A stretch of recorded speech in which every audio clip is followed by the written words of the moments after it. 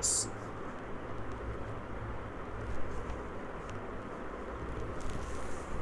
Praise the Lord family,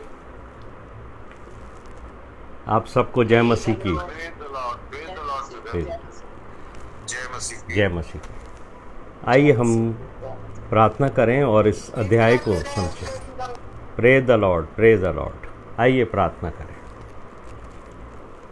हमारे जीवित महान और अत्यंत दयालु स्वर्ग पिता, आपका धन्यवाद देते हैं प्रभु, आपके इस वचन के लिए जो आपने हमारे सम्मुख रखा प्रभु, ताकि हम इससे शिक्षा को प्राप्त करें। और मेरे परमेश्वर, अब्राहम और सारा के जीवन से हम उन बातों को सीखना चाहते हैं प्रभु, जो आप इस संध्या काल में हमारे विश्वास को बढ़ाने के लिए हमें अपने नज़दीक आने का एक अवसर देते हैं।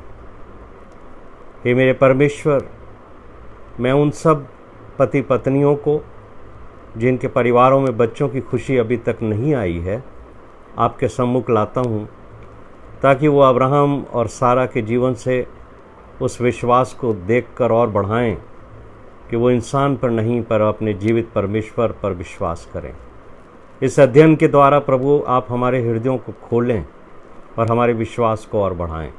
सब बातों में हम आपको आदर और महिमा देते हैं और ये विनती हमारे उद्धारकर्ता प्रभु यीशु मसीह के नाम से मांगते सुनो, कबूल कर, आमीन। मेरे साथ अपनी बाइबल को खोल लीजिए। उत्पत्ति का 16वां अध्याय, उसके 1 से और 6 पद तक हम पढ़ेंगे और अपना ध्यान केंद्रित करेंगे। इसके पहले उत्पत्ति का 15वां अध्याय, उसके 1 से 5 पद पढ़ें तो हम इस घटना को अच्छे तरीके से समझ पाएंगे। उत्पत्ति 15 उसके पहले पदों में यहोवा परमेश्वर ने अब्राहम को दर्शन देकर कहा, मत डर, तेरी ढाल और तेरा अत्यंत बड़ा फल मैं हूं। अब्राहम ने यहोवा से बोला, तू मुझे क्या देगा? मेरे तो कोई संतान नहीं है, इसलिए मेरे घर का जो वारिस है वो ये मेरा सेवक होगा, ये मेरा दास जो एलियाजर है वही मेरे घर का वारिस होगा। यहाँ हम अब्राहम को थोड़ा सा निराश देखते हैं, क्योंकि जिस समय परमेश्वर ने उसको अपने पास बुलाया था उस वक़्त वो 75 वर्ष का था और परमेश्वर ने उससे कहा था कि मैं तुझे उस देश में लेके जाऊंगा जहां दूध और शहद की नदियां बहती हैं और मैं तुझे बहुत सारे बच्चों की आशीष दूंगा, तेरा वंश बढ़ाऊंगा। लेकिन 10 वर्ष बीत चुके हैं और बच्चों की कोई आशीष नहीं है। अब्राहम भी एक साधारण मनुष्य था, उसका विश्वास कमजोर होने लगा और परमेश्वर से आमने सामने बात करता था, क्योंकि वो परमेश्वर का मित्र था, परमेश्वर भी उससे बात करता था। इसलिए अब्राहम ने अपने मन की बात यहाँ कह दी। उत्पत्ति के 15वें अध्याय के 3 और 4 पद में अब्राहम ने अपने मन की बात कही कि मुझे तो तूने वंश ही नहीं दिया है, इसलिए मेरे घर का जो ये दास है एलियाजर, यही मेरे घर का वारिस होगा। तब यहोवा का वचन उसके पास पहुंचा कि ये तेरा वारिस नहीं होगा, बल्कि तेरा वारिस जो तेरे शरीर से जन्मेगा वो होगा। और परमेश्वर ने उसे बाहर निकालकर आकाश की ओर दिखाया और उससे पूछा कि क्या तू इन आकाश के तारों को गिन सकता है? अगर तू इन्हें गिन सकता है तो समझ ले कि इतना तेरा वंश फैल जाएगा। परमेश्वर उसे ये बताना चाहते हैं कि तेरा जो वंश है ना, वो मैं इतना बढ़ाऊंगा कि कोई उसे गिन नहीं सकेगा। और फिर हम 16वें अध्याय के अंदर आते हैं जो आज हमारी बाइबल स्टडी का आधार हैं। और सारा जो अब्राहम की पत्नी थी, उसने अब्राहम को कोई संतान नहीं दी थी। उसके पास एक मिस्री दासी थी जिसका नाम हाजिरा था। और सारा अब्राहम से कहने लगी कि देख, परमेश्वर ने तो मुझे बच्चों के जन्म देने से रोक रखा है, इसलिए तो ऐसा कर कि मेरी जो दासी है हाजिरा, उसके साथ संबंध बना, ताकि उसके द्वारा जो बच्चे पैदा हों उससे मेरा घर भर जाए और मैं अपने घर में बच्चों की खुशियां देख सकूं। 16वें अध्याय के दूसरे पद में जो बात लिखी है वो बड़ी महत्वपूर्ण है। और वहां लिखा है, सारा की बात अब्राहम ने मान ली और फिर अब्राहम हाजिरा के द्वारा पिता बन गया। मेरे प्रिय भाइयों और बहनों, इस अध्याय को पढ़ने और उस पर मेडिटेट करने के बाद हम अब्राहम और सारा के वैवाहिक जीवन से बहुत कुछ बातें सीखते हैं। अब्राहम को विश्वासियों का पिता कहा जाता है, लेकिन हमें यह भी समझना चाहिए कि अब्राहम भी कोई सुपरमैन नहीं था, वो भी एक साधारण मनुष्य था। इसलिए वो कई बार अपने विश्वास में कमज़ोर पाया गया और उसके विश्वास की कमज़ोरियों की वजह से ही उससे कुछ गलतियां भी हुई जो एक साधारण मनुष्य से हो सकती हैं। मैं और आप भी जब विश्वास से प्रार्थनाएं करते हैं और बहुत समय हो जाता है तो हमारा विश्वास भी कमज़ोर होने लगता है। लेकिन मेरे प्रिय भाइयों और बहनों, मुझे और आपको इस बात की शिक्षा यहाँ मिलती है कि बावजूद अब्राहम ने इतनी बात परमेश्वर से की, लेकिन परमेश्वर ने उसको त्यागा नहीं। जब अब्राहम 75 वर्ष का था तब उसको ये बात परमेश्वर ने कही थी कि मैं तुझे संतान दूंगा, तेरे वंश को बढ़ाऊंगा। लेकिन सच में 10 वर्ष बीत गए हैं और जब परमेश्वर की योजना पूरी नहीं होती दिख रही है तो उसका विश्वास थोड़ा कम होने लगा। जब सारा ने अब्राहम से इमोशनल होकर ये बात कही है, अगर आप इस अध्याय की 6 पदों को पढ़ेंगे तो आपको मालूम होगा कि सारा ने एक निवेदन किया, एक विनती की है। और इंग्लिश की बाइबल में तो लिखा है कि उसने प्रेयर की कि मेरी ये दासी है, इसके द्वारा तू पिता बन जा, क्योंकि मैं तुझे एक बात बता देना चाहती हूं कि अब मैं बच्चों को जन्म देने की सामर्थ्य को खो चुकी हूं। और अब्राहम ने सारा के किए कहने से कि अब वो मां नहीं बन सकती है, लेकिन उसको याद आया कि परमेश्वर तो मुझे पिता बना सकते हैं, उन्होंने तो मुझसे वादा किया है।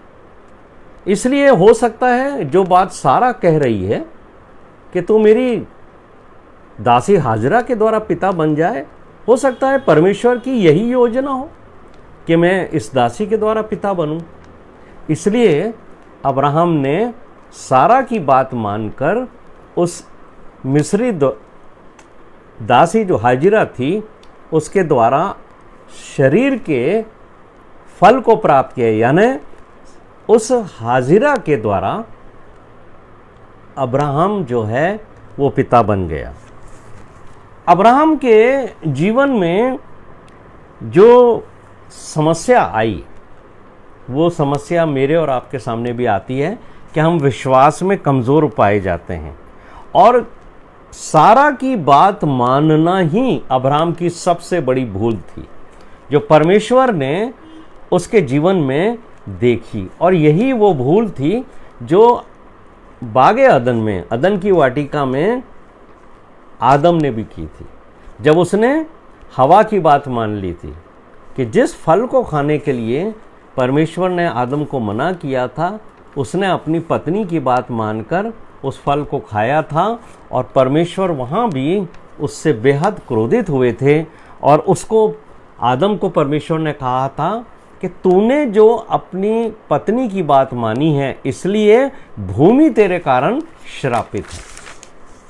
और यहाँ पर हम देखते हैं जो बात हमें सीखने को मिलती है कि मनुष्य का स्वभाव ही ऐसा है कि जब भी उसको परमेश्वर और मनुष्य में से किसी की बात को चुनना होता है तो हमेशा हम ये देखते हैं कि हम मनुष्य की बात को सुनते हैं और उस पर यकीन करते हैं, जबकि हम बात तो विश्वास की करते हैं कि हम परमेश्वर पर बहुत विश्वास करते हैं, लेकिन जब कोई मनुष्य हमें परमेश्वर की बात के विपरीत भी कोई बात कह देता है तो हम ये समझ लेते हैं कि ये मनुष्य सच हमसे बात कह रहा है।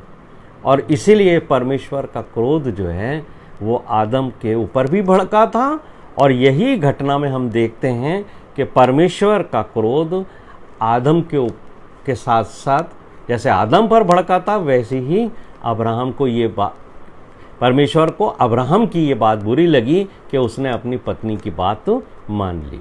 उत्पत्ति का 16वां अध्याय उसका 16वां पद जो इस अध्याय के आखिर में है उसको और 17वें अध्याय के पहले पद को अगर आप साथ मिलाकर पढ़ेंगे तो आपको परमेश्वर की एक भावना और इच्छा का पता पड़ेगा। मैंने आपको पहले भी एक बार ये बताया था कि ये जो चैप्टर्स हैं बाइबल के अंदर, ये चैप्टर्स मनुष्य ने बनाए हैं। ये जो पद हैं जिनकी संख्या आप देखते हैं 1 2 3 4, ये सब मनुष्य के द्वारा बनाए गए, ये पवित्र आत्मा की अगुवाई में नहीं हुए। इसलिए कई बातों को हम मिस कर जाते हैं अगर हम एक अध्याय को पूरा पढ़ के वहीं समाप्त कर देते हैं। इसलिए मैं हमेशा आपको, जिनको भी मैं बाइबल स्टडी देता हूं, उनको ये उत्साहित करता हूं कि आपको हमेशा एक अध्याय के पहले अंतिम पदों को भी पढ़ना चाहिए और जो दूसरा अध्याय शुरू होता है उसके कुछ पदों को भी पढ़ना चाहिए। इसलिए मैं आपको ये पढ़ाना चाहता हूँ 16वें अध्याय का 16वां पद जो आखिरी पद है और 17वें अध्याय का एक पद जिसमें एक बड़ी भेद की बात लिखी हुई है। देखिए यहाँ पर जो बात लिखी है 16वें अध्याय के 16वें पद में कि जब हाजिरा ने अब्राहम के द्वारा इस्माइल को जन्म दिया उस समय अब्राहम 86 वर्ष का था, और जब अब्राहम 99 वर्ष का हुआ तब यहोवा ने उसे दर्शन दिया। ये बात 17वें अध्याय के पहले पद में लिखी है। इस दोनों पदों को पढ़ने के बाद आपको मालूम होगा कि जब इस्माइल का जन्म हुआ तब से लेकर 99 वर्ष की आयु तक परमेश्वर ने अब्राहम से बात नहीं की। 13 वर्ष तक परमेश्वर उससे नाराज रहा। किस बात के लिए? कि उसने अपनी पत्नी की बात मानकर हाजिरा के द्वारा अपने शरीर से एक पुत्र प्राप्त कर लिया, जबकि मैंने उसे ये अश्योरेंस दिया था कि मैं तुझे एक बेटा दूंगा, तेरा वंश मैं बढ़ाऊंगा। और हम यहाँ देखते हैं कि यही है वो पनिशमेंट जो अब्राहम को मिला कि 13 वर्ष तक परमेश्वर ने उससे बात नहीं की। सारा तो बच्चे नहीं होने के कारण दुखी थी ही, उसको एक मानसिक तनाव से गुजरना पड़ता होगा, ये बात हम समझते हैं। लेकिन अब्राहम ने विश्वास में कमजोर होकर जो ये दूसरा रास्ता अपनाया और शरीर की शक्ति से वो पिता बन गया, पर ये बच्चा परमेश्वर की ओर से आशीष के रूप में नहीं था।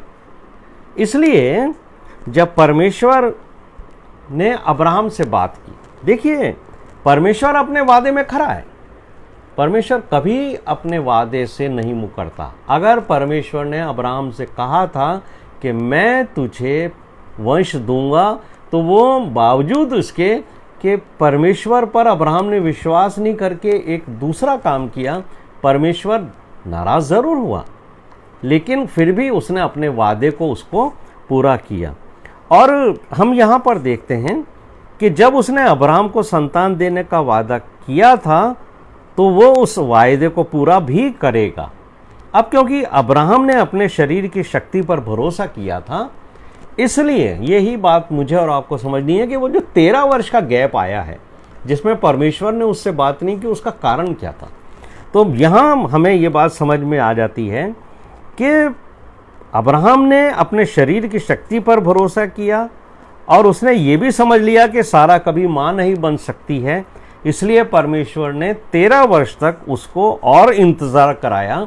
और जब वो 100 वर्ष का हो गया और सारा 90 वर्ष की हो गई, तब परमेश्वर ने एक बार फिर उससे बात की और उसको क्या कहा कि हे अब्राहम, मैं तुझे वंश दूंगा तेरी पत्नी सारा के द्वारा। अब 100 वर्ष का होने के बाद अब्राहम ने ये महसूस कर लिया था कि मेरे शरीर में अब इतनी शक्ति नहीं है कि मैं किसी बच्चे को जन्म दे सकूं। और वो ये भी जान गया था कि 90 वर्ष की आयु में मेरी पत्नी सारा का शरीर भी इस योग्य नहीं है, न ही उसके गर्भ की ऐसी दशा है कि वो किसी बच्चे को जन्म दे सकती। और मैं और आप भी जानते हैं कि 100 वर्ष का पुरुष और 90 वर्ष की महिला किसी बच्चे को जन्म नहीं दे सकती है। लेकिन परमेश्वर उसे अपनी योजना के द्वारा सिखाना चाहता है कि जब मैंने तुझे आशीष दी है कि मैं तेरा वंश बढ़ाऊंगा, तुझसे एक बड़ी जाति बनाऊंगा, तो अब मैं तुझे बताना चाहता हूं। क्या बताना चाहता हूं? परमेश्वर ने यशाया के 43वें अध्याय के 13वें पद के अंदर एक बड़ी गंभीर बात की है, जो मुझे और आपको भी समझनी चाहिए और उन सब को जो परमेश्वर पर विश्वास करते हैं। यशाया इज़ाया 43 वर्स 13 में लिखा है, परमेश्वर कहता है, मैं सर्वशक्तिमान ईश्वर हूं और मैं ही सदा रहूंगा। यानी परमेश्वर कहता है कि मैं सर्वशक्तिमान हूं और मैं ही सदा परमेश्वर बना रहूंगा। अगर मैं कोई काम करना चाहूं तो मुझे कौन रोक सकता है? यानी परमेश्वर अपनी उस सामर्थ्य को प्रकट करते हैं कि इस पूरी कायनात को और उस दुनिया को मैंने अपने शब्दों से बनाया है। तो मनुष्य क्या है? मनुष्य को भी मैंने बनाया है, उसके शरीर को भी मैंने बनाया है। उसकी शक्ति जब बढ़ती है तो मनुष्य अपनी सामर्थ्य पर भरोसा करता है। लेकिन मैं मनुष्य को बताना चाहता हूं कि अगर मैं कोई काम करना चाहूं तो मुझे कोई नहीं रोक सकता। और अब्राहम को और सारा को परमेश्वर यही सिखाना चाहते हैं कि तुम्हारे शरीर की मरी हुई स्थिति में भी, जबकि तुम ये जानते हो कि तुम बच्चों को उत्पन्न नहीं कर सकते, अब मैं तुम्हारे शरीर से बच्चे को उत्पन्न करके तुम सबको ये सिखाना चाहता हूं, तमाम दुनिया के लोगों को, कि जो बच्चे तुम्हारे परिवार में पैदा होते हैं वो तुम्हारे शरीर की शक्ति से नहीं बल्कि मेरी आशीष के द्वारा उत्पन्न होते हैं। मेरे प्रिय भाइयों और बहनों, प्रत्येक मसीही पति पत्नी को जिनका विवाह हुए थोड़े वर्ष हो गए हैं या ज़्यादा वर्ष हो गए हैं, इस घटना से यही शिक्षा मिलती है कि यदि आप ये सोचते हो कि आपके घर में बच्चों की आशीष नहीं आई है तो आपके शरीर में कुछ कमज़ोरी है या आपका शरीर इस सामर्थ्य को प्राप्त नहीं कर पाया है कि वो बच्चे को जन्म दे, तो ये जो घटना है इससे आपको ये शिक्षा मिलती है कि परमेश्वर के वचन पर अगर आप ध्यान केंद्रित करोगे और परमेश्वर से मांगोगे तो परमेश्वर सामर्थी है। वो इतना सामर्थी है कि वो किसी भी शरीर से बच्चे को उत्पन्न कर सकता है, चाहे मनुष्य ये सोचे कि मेरे शरीर में अब कोई सामर्थ्य बाकी नहीं है। ध्यान से सुनिए इस बात को। परमेश्वर ने जब आपको पति और पत्नी बनाया है, जब परमेश्वर ने आपको पति और पत्नी के रूप में जोड़ा है, तो जो आशीष परमेश्वर ने आदम और हवा को दी थी कि फूलो फलो और संसार में भर जाओ, वही आशीष परमेश्वर आज आपको ज़रूर देगा जिन पति और पत्नी के परिवार में आज तक बच्चों की खुशियां नहीं आई हैं। क्योंकि ये आशीष जो परमेश्वर ने अदन की वाटिका के अंदर आदम और हवा को दी थी, फूलो फलो और संसार में भर जाओ, ये हर उस पति और पत्नी को जो परमेश्वर में जोड़े गए हैं, जो परमेश्वर की इच्छा के अनुसार जोड़े गए हैं, उनको भी यही आशीष का हकदार परमेश्वर ने बनाया है। लेकिन जब विवाह के कुछ वर्ष हो जाते हैं और आप दोनों को बच्चों की आशीष नहीं मिल पाती, तो विशेषकर जो हमारी बेटियां हैं, जो पत्नियां होती हैं, उनको सबसे ज़्यादा पीड़ा होती है। ये स्वाभाविक भी है। और ये पीड़ा तब और बढ़ जाती है जब घर के लोग कुछ कमेंट्स करने लगते हैं या पड़ोस के लोग कुछ कमेंट करने लगते हैं या समाज में जहां आप जाती हो, उठती बैठती हो या आपका वर्किंग प्लेस है, यहाँ तक कि मंडली में भी लोग जो हैं वो इस तरीके के कमेंट पे पास कर देते हैं जिससे आपके हृदय को दुख पहुँचता है, क्योंकि आपको ये महसूस होने लगता है कि परमेश्वर ने मुझे आज तक बच्चों की आशीष क्यों नहीं दी। लेकिन आपको मैं ये बताना चाहता हूँ मेरी प्रिय पुत्रियों, आप पत्नी बनी हो, ये बच्चों की आशीष नहीं होने के कारण सिर्फ आप ही को ऐसे कमेंट्स नहीं सुनने पड़े। ये पूर्व काल में भी महिलाओं के साथ इसी तरह का व्यवहार किया जाता रहा है। और अगर आप पहला शमूएल का पहला अध्याय और दूसरा अध्याय पढ़ोगे तो वहाँ हन्ना नाम की एक स्त्री का जिक्र है जिसको भी इसी पीड़ा से गुजरना पड़ा और इस तरह के कमेंट्स उसको भी सुनने पड़े थे। और आपको मैं यहाँ बताना चाहता हूँ कि लोगों ने उस बच्ची को, उस स्त्री हन्ना को भी बहुत ताने मारे थे और उसे इसी पीड़ा से गुजरना पड़ा था जिस पीड़ा से आज आप भी गुजर रही हो, यदि आपके पास अभी तक बच्चों की आशीष नहीं आई है विवाह के कुछ वर्षों के बाद। और हन्ना भी क्या करती थी, वो अकेले में रोती थी। आज भी बहुत सारी महिलाएं हैं जिनके घर में बच्चे नहीं होने की वजह से वो अकेले में रोती हैं। लेकिन मैं उन सभी पतियों से ये कहना चाहता हूँ कि जिस तरीके से हन्ना का जो पति था वो उससे प्रेम पूर्वक व्यवहार करता था, उसको तसल्ली देता था, उसकी सुनता था, उसको खुश रखता था।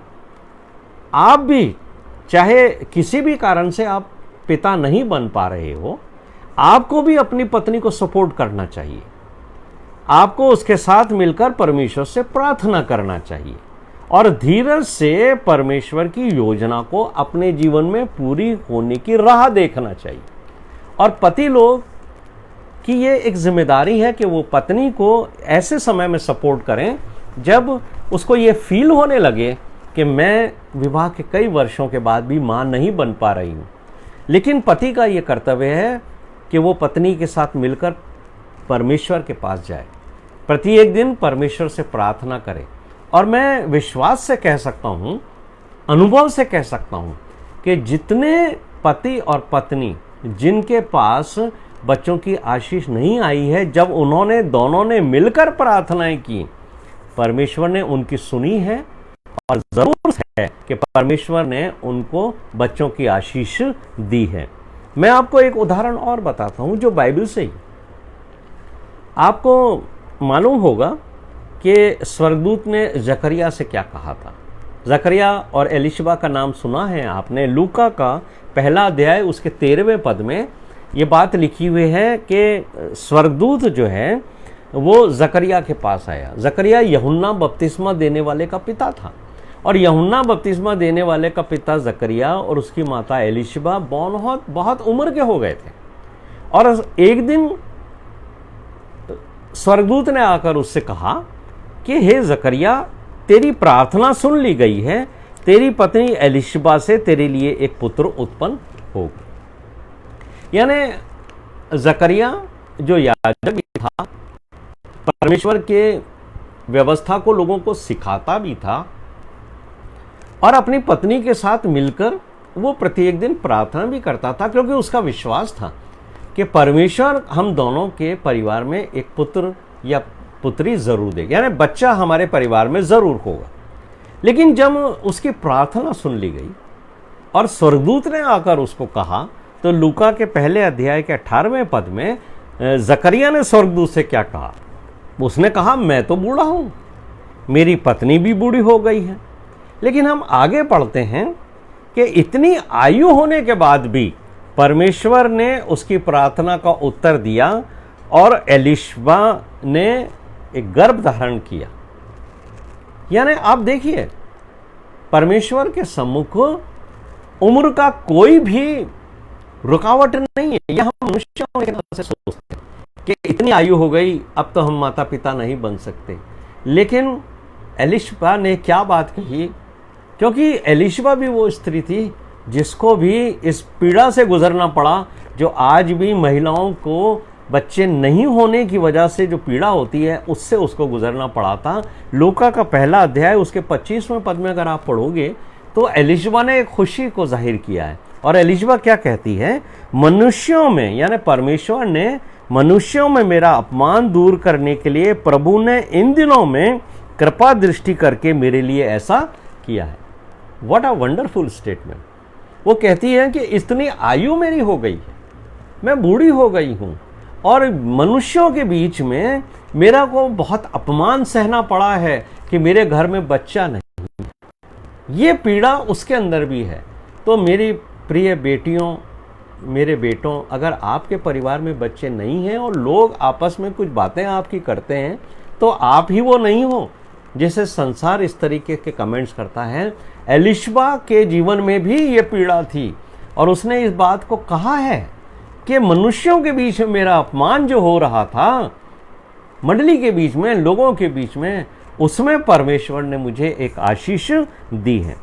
तो मैं हर उस बेटी को जो विवाह के बाद मां नहीं बन सकी है, मैं यही कहना चाहता हूं कि परमेश्वर पर भरोसा रखो, प्रार्थना करती रहो। एक दिन आपके जीवन में एलिशबा और हन्ना की तरह ये दिन जरूर आएगा जब आपको भी पता चलेगा कि परमेश्वर ने आपको मां बनने की आशीष दे दी है और आप आज ही से विश्वास के साथ परमेश्वर का धन्यवाद करना शुरू करो कि प्रभु, मैं जानती हूं कि आप मेरी प्रार्थना का उत्तर जरूर दोगे और एक ना एक दिन मैं भी मां बनूंगी।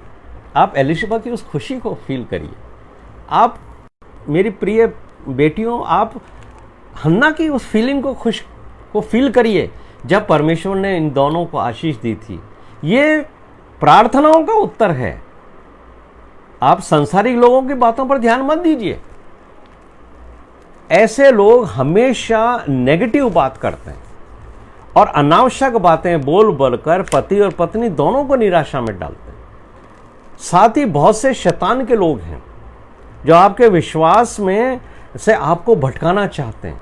इस तरीके की बातें करके कई बार तो शैतान के लोग आपको दूसरे देवताओं की ओर लेके जाना चाहते हैं। बहुत सारे लोग आपको, जब बच्चे नहीं होते हैं तो बहुत सारे लोग सलाह देते हैं कि चलो आप उस बाबा के पास चलो, उस व्यक्ति के पास, वो प्रार्थना करेगा, वो आशीर्वाद देगा। उस देवता के पास चलो, उसके पास जाने से, धागा बांधने से या कोई बाजार पे चद्दर चढ़ाने से या किसी के पास जाने से आपको आशीष मिल जाएगी। लेकिन मैं आपको सलाह देना चाहता हूँ, मेरे प्यारे बच्चों, अगर आपके परिवार के अंदर बच्चों की आशीष भी नहीं आई है, पति पत्नी बने हुए कई वर्ष हो गए हैं, मैं आपको याद दिलाना चाहता हूं कि अपने जीवित परमेश्वर को छोड़कर आप कभी किसी के पास मत जाना, क्योंकि आशीष अगर आपको मिलेगी तो वो सिर्फ आपको आपके जीवित परमेश्वर के द्वारा मिलेगी।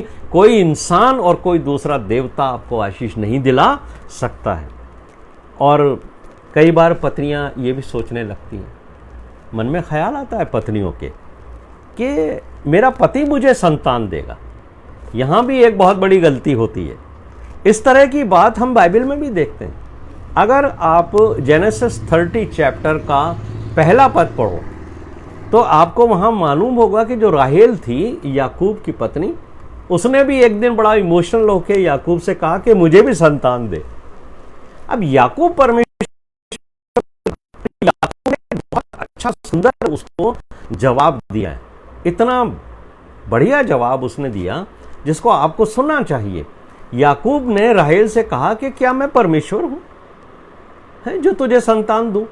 याकूब के कहने का जो तात्पर्य है वो ये है कि परमेश्वर ही संतान देगा, मैं तुझे संतान नहीं दे सकता। इसलिए हर पत्नी को ये ध्यान रखना चाहिए कि उसे अपने पति के ऊपर ये दृष्टि नहीं सोचनी चाहिए कि इसके द्वारा मैं मां बनूंगी, बल्कि आपको परमेश्वर के ऊपर भरोसा रखना चाहिए कि परमेश्वर आपको जो है वो मां बनाएगा। कई बार जो है वो ऐसे पति पत्नी भी होते हैं जिनकी प्रार्थनाओं को परमेश्वर सुनता है, उनके धीरज को भी देखता है, और विशेषकर पतियों की प्रार्थनाओं को। मैं बाइबल से आपको बताना चाहता हूं, उत्पत्ति का 25वां अध्याय देखिए, इसहाक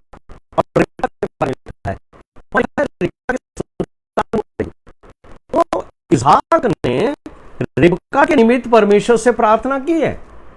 एक बहुत सुंदर और बहुत अच्छे पद लिखे हुए हैं जो उन पतियों को समझना चाहिए जिनके घर में अभी बच्चे की आशीष नहीं आई। इसहाक ने अपनी पत्नी रिबका के लिए प्रार्थना की और यहां लिखा है कि यहोवा ने इसहाक की विनती सुनी। बाइबल बताती है इस प्रकार उसकी पत्नी रिबका गर्भवती हुई। किसकी वजह से? इसहाक की प्रार्थना सुनकर। तो जिस परिवार के अंदर अभी बच्चों की आशीष नहीं आई है, मैं उन पतियों को उत्साहित करना चाहता हूं, मेरे प्यारे बेटों, तुम अपनी पत्नियों के लिए प्रार्थना करो तो परमेश्वर जिसने आपकी प्रार्थना को सुनकर परमेश्वर आपकी पत्नी को भी गर्भवती करेगा और आपके घर में बच्चों की आशीष को आप देख सकोगे। यहां भी हमें एक मार्गदर्शन मिलता है।